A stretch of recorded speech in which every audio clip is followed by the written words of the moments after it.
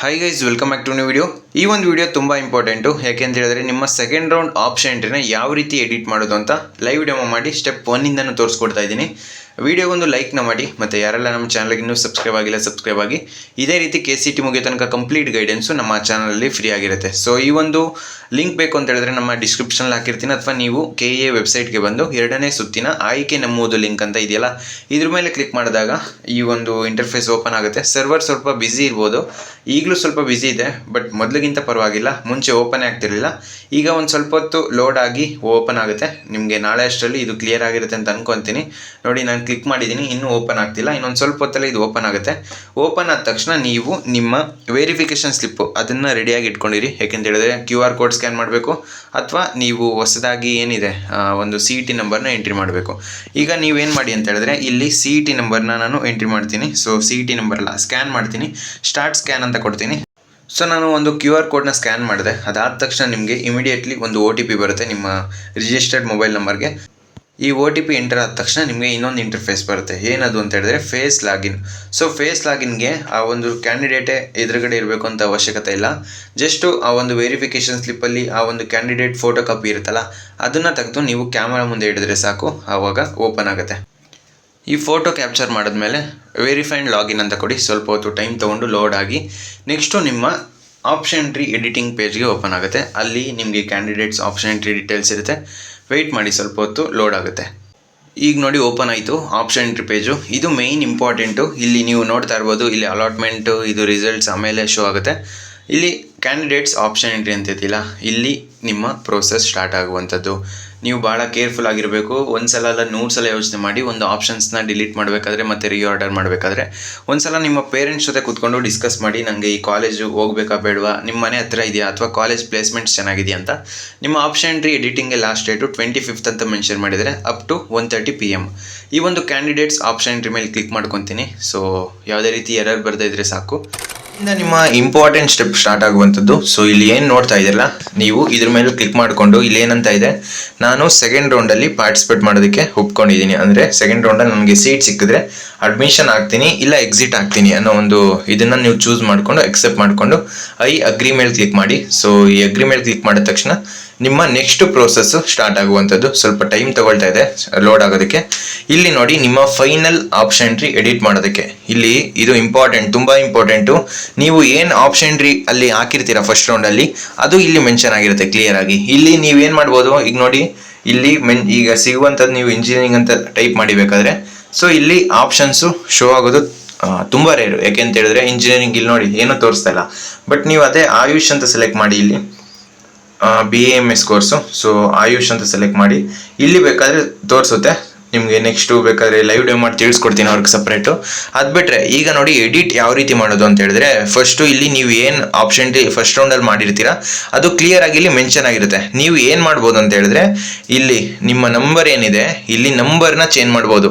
ಈಗ ಇಲ್ಲಿ 105 ಇದೆ, ಇದು 105 ಇದೆ. ನಾನು ಇದನ್ನು ಮೇಲ್ ಹಾಕಬೇಕು, 104ಗೆ ಹಾಕಬೇಕು. ಅವಾಗ ಏನು ಮಾಡ್ತೀನಿ, ಇದನ್ನು 104 ಮಾಡ್ತೀನಿ.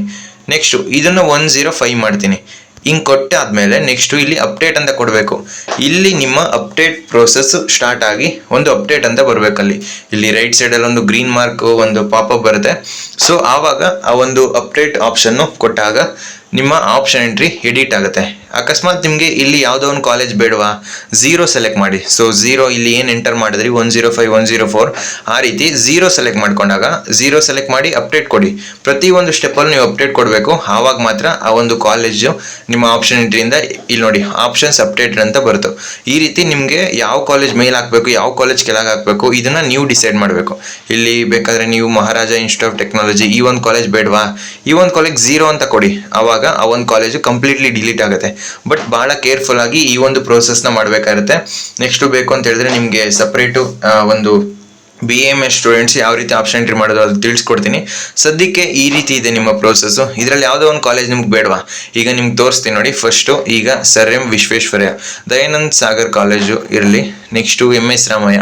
ಈ ಒಂದು ಕಾಲೇಜ್ ನಮ್ಗೆ ಸಿಗಲ್ಲ ಅಂತ ಗೊತ್ತು, ನಾನು 0 ಕೊಟ್ಟು ನಿಮಗೆ ಡಿಲೀಟ್ ಯಾವ ರೀತಿ ಮಾಡೋದು ಅಂತ ತೋರಿಸ್ಕೊಡ್ತಾ ಇದ್ದೀನಿ. ಏನು, ಈ ಒಂದು ಆಪ್ಷನ್ 5 ಇತ್ತು. ಸೊ ಈ ಒಂದು ಕಾಲೇಜ್ನ ಡಿಲೀಟ್ ಮಾಡಿದ್ರೆ ನೆಕ್ಸ್ಟ್ ಏನಾಗುತ್ತೆ, ಡಿಲೀಟು ಮಾಡೋ ಅವಶ್ಯಕತೆ ಇಲ್ಲ. ಯಾಕೆ ಅಂತ ಹೇಳಿದ್ರೆ ಈ ಒಂದು ಸ್ಟೂಡೆಂಟು ಆ ಒಂದು ಆಪ್ಷನ್ಸ್ನ ಡಿಲೀಟ್ ಮಾಡಿ ಅಂತ ಹೇಳಿಲ್ಲ. ಬಟ್ ನೋಡಿ, ನೀವು 0 ಕೊಟ್ಟು ಇಲ್ಲಿ ಅಪ್ಡೇಟ್ ಅಂತ ಕೊಡಿ. ಸೊ ಅವಾಗ ಏನಾಗುತ್ತೆ, 5 ಡಿಲೀಟ್ ಆಗುತ್ತೆ ನಿಮ್ಮ ಆಪ್ಷನ್ ಲಿಸ್ಟಿಂದ. ನಾನು ಇಲ್ಲಿ ಡಿಲೀಟ್ ಮಾಡ್ತಾ ಇಲ್ಲ, ಯಾಕೆ ಅಂತ ಹೇಳಿದ್ರೆ ಆ ಒಂದು ಸ್ಟೂಡೆಂಟ್ಗೆ ಈ ಒಂದು ಕಾಲೇಜ್ ಬೇಕು. ಸೊ ಈ ರೀತಿ ಇರುತ್ತೆ ನಿಮ್ಮ ಪ್ರೋಸೆಸ್ಸು. ಎಲ್ಲ ಅಪ್ಡೇಟ್ ಆದಮೇಲೆ ಇಲ್ಲಿ ಡೌನ್ಲೋಡ್ ಆಪ್ಷನ್ ರಿಪೋರ್ಟ್ ಅಂತ ಇರುತ್ತಲ್ಲ, ಇದ್ರ ಮೇಲೆ ಕ್ಲಿಕ್ ಮಾಡಿಕೊಂಡು ನೀವು ನಿಮ್ಮ ರಿಪೋರ್ಟ್ನ ಡೌನ್ಲೋಡ್ ಮಾಡ್ಕೊಬೇಕು. ಇಲ್ಲಿ ನಿಮ್ಮ ಸ್ಟೆಪ್ಪು ಕಂಪ್ಲೀಟ್ ಆಗುವಂಥದ್ದು. ಇಲ್ಲಿ ತನಕ ನೀವು ಭಾಳ ಕೇರ್ಫುಲ್ ಆಗಿ ನಿಮ್ಮ ಕಂಪ್ಲೀಟ್ ಪ್ರೊಸೆಸ್ನ ನೋಡ್ಕೋಬೇಕಾಗುತ್ತೆ. ಎಲ್ಲೂ ಕೂಡ ಮಿಸ್ಟೇಕ್ಸ್ ಮಾಡಬೇಡಿ. ಇದು ನಿಮಗೆ ಲಾಸ್ಟ್ ಚಾನ್ಸು. ಇಲ್ಲಿ ಈ ಒಂದು ಇದು ಮೆನ್ಷನ್ ಆಗಿರುತ್ತೆ. ಸೊ ಲಿಸ್ಟು, ಫೈನಲ್ ಲಿಸ್ಟು ಇಲ್ಲಿ ರೆಡಿ ಆಗಿದೆ ನೋಡಿ. ಇಲ್ಲಿ ಏನು ಮಾಡಿದೆ ನಾನು, 105 ಇದ್ದಿದ್ದನ್ನ 104 ಮಾಡಿದೆ, 104 ಇದ್ದಿದ್ದನ್ನ 105 ಮಾಡಿದೆ. ಅದು ಇಲ್ಲಿ ನಿಮ್ಗೆ ತೋರಿಸ್ಕೊಡ್ತೀನಿ. ಇಲ್ಲಿ ನೋಡಿ, 105 ಇದ್ದಿದ್ದು 104 ಆಯಿತು, 4 ಇದ್ದಿದ್ದು 5 ಆಯಿತು. ಈ ರೀತಿ ನೀವು ಎಡಿಟ್ ಮಾಡಿಕೊಂಡು ಈ ಒಂದು ಲಿಸ್ಟ್ನ ಡೌನ್ಲೋಡ್ ಮಾಡ್ಕೊಳ್ಳಿ. ಇಲ್ಲಿಗೆ ನಿಮ್ಮ ಆಪ್ಷನ್ ಎಂಟ್ರಿ ಪ್ರೊಸೆಸ್ಸು ಕಂಪ್ಲೀಟ್ ಆಗುತ್ತೆ. ಸೊ ಬೇರೆ ಏನಾದರೂ ಡೌಟ್ಸ್ ಇದ್ದರೆ ಕಮೆಂಟ್ ಬಾಕ್ಸಲ್ಲಿ ತಿಳಿಸಿ. ಈ ಒಂದು ವಿಡಿಯೋ ಹೆಲ್ಪ್ಫುಲ್ ಆಗಿತ್ತು ಅಂತ ಅನ್ಕೊಂತೀನಿ. ಸೊ ಫ್ರೆಂಡ್ಸ್, ಈ ವಿಡಿಯೋ ನಿಮ್ಗೆ ಇಷ್ಟವಾಗಿತ್ತು ಅಂದರೆ ಲೈಕ್ ಮಾಡಿ, ಕಮೆಂಟ್ ಮಾಡಿ, ಮತ್ತು ನಿಮ್ಮ ಫ್ರೆಂಡ್ಸ್ಗೆಲ್ಲ ವಿಡಿಯೋನ ಶೇರ್ ಮಾಡಿ. ಯಾಕೆಂತ ಹೇಳಿದ್ರೆ ಅವ್ರಿಗೂ ಕೂಡ ಈ ಒಂದು ವಿಡಿಯೋ ಹೆಲ್ಪ್ ಆಗುತ್ತೆ. ಆಪ್ಷನ್ ಎಂಟ್ರಿ ಎಡಿಟ್ನ ಈಸಿಯಾಗಿ ನಿಮ್ಮ ಆಪ್ಷನ್ ಎಂಟ್ರಿ ಲಿಸ್ಟ್ನ 10 ನಿಮಿಷದೊಳಗಡೆ ನಿಮ್ಮ ಏನು ಲಿಸ್ಟ್ ಇದೆ ಅದನ್ನು ನೀವು ಎಡಿಟ್ ಮಾಡ್ಕೋಬೋದು.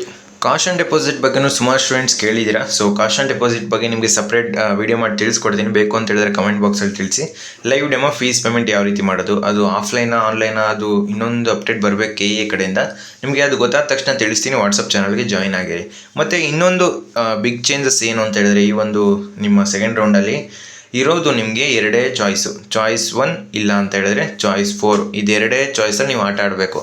ಚಾಯ್ಸ್ 1 ಅಂತ ಹೇಳಿದ್ರೆ ಸಿಂಪಲ್ಲು. ನೀವು ಫಸ್ಟ್ ರೌಂಡಲ್ಲಿ ಈಗ ಫಸ್ಟ್ ರೌಂಡ್ ಬಿಟ್ಟಾಕಿ, ನಿಮಗೆ ಸೆಕೆಂಡ್ ರೌಂಡಲ್ಲಿ ಸಿಕ್ಕಿರೋ ಕಾಲೇಜು ಖಂಡಿತ ಇಷ್ಟ ಇದೆ, ಆ ಒಂದು ಕಾಲೇಜ್ಗೆ ನಾನು ಹೋಗಿ ಅಡ್ಮಿಷನ್ ಆಗ್ತೀನಿ, 100% ಸ್ಯಾಟಿಸ್ಫ್ಯಾಕ್ಷನ್ ಇದೆ ಆ ಒಂದು ಕಾಲೇಜ್ ಬಗ್ಗೆ ಅಂಥವರು ಚಾಯ್ಸ್ 1ನ ಸೆಲೆಕ್ಟ್ ಮಾಡ್ಕೋಬೇಕು. ನೀವು ಕಾಲೇಜ್ಗೆ ಫೀಸ್ ಪೇಮೆಂಟ್ ಮಾಡಿ ಅಡ್ಮಿಷನ್ ಆಗಬೇಕು. ಚಾಯ್ಸ್ 4 ಅಂದರೆ ನೀವು KE ಆಪ್ಷನ್ ಎಂಟ್ರಿ ಪ್ರೋಸೆಸ್ಸಿಂದ ಎಕ್ಸಿಟ್ ಆಗ್ಬೋದು. ಸೊ ನಿಮಗೂ ನೆಕ್ಸ್ಟು KEಗೂ ಯಾವುದೇ ರೀತಿ ಅಂದರೆ ಆಪ್ಷನ್ ಎಂಟ್ರಿ ಪ್ರೋಸೆಸ್ಸಲ್ಲಿ ನೀವು ಪಾರ್ಟಿಸಿಪೇಟ್ ಮಾಡಲ್ಲ. ಇಷ್ಟೇ ಸಿಂಪಲ್ಲು.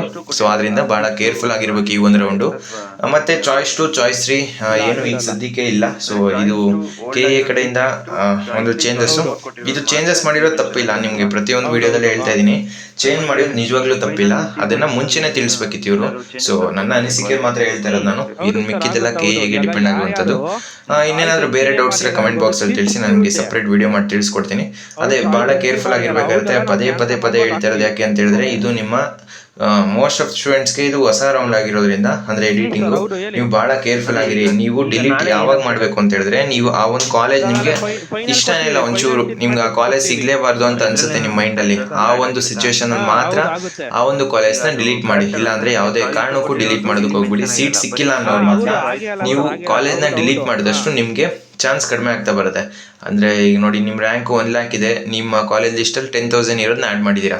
ಅಂಥ ಕಾಲೇಜ್ನ ಡಿಲೀಟ್ ಮಾಡಿದ್ರೆ ಏನೂ ಎಫೆಕ್ಟ್ ಆಗಲ್ಲ. ನಿಮ್ಮ ಕಾಲೇಜು 1 ಲ್ಯಾಕ್ ಇದೆ, ನೀವು 80,000, 70,000, 90,000 ಇರೋ ಕಾಲೇಜ್ನ ಡಿಲೀಟ್ ಮಾಡ್ತೀರಾ ಅಂತ ಹೇಳಿದ್ರೆ ನಿಮಗೆ ಸಿಗ್ಬೋದಲ್ವಾ ಸೆಕೆಂಡ್ ರೌಂಡಲ್ಲಿ. ಅದಕ್ಕೆ ಚಾನ್ಸ್ನ ಮಿಸ್ ಮಾಡ್ಕೊಳ್ಳೋದಕ್ಕೆ ಹೋಗ್ಬೇಡಿ. ವೆಯ್ಟ್ ಮಾಡಿ, ಸೆಕೆಂಡ್ ರೌಂಡಲ್ಲಿ ನಿಮಗೆ ಸಿಗ್ಬೋದು.